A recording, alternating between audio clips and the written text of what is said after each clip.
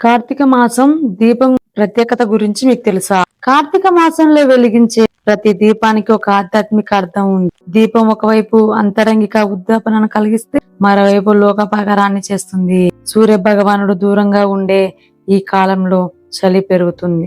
ఈ చలికి జీవులు శరీరాలు విడిచిపెట్టకుండా ఉండేందుకు నువ్వుల నూనెతో గాని ఆవు నెయ్యితో గాని దీపాలు వెలిగిస్తారు. ఇది కేవలం ఆచారం కాదు, వేదాంతం శాస్త్రం ఆధారంగా ఉన్న సత్యం. హృదయ నాడి అనేది మన జీవన ప్రాణం యొక్క మూలం.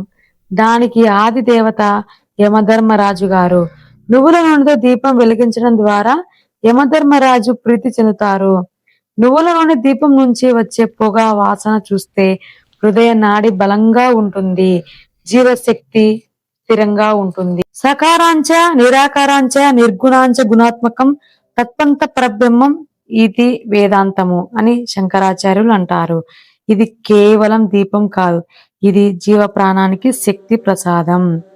మా కంటెంట్ మీకు నచ్చినట్లయితే లైక్ చేసి కామెంట్ చేసి సబ్స్క్రైబ్ చేసుకోండి.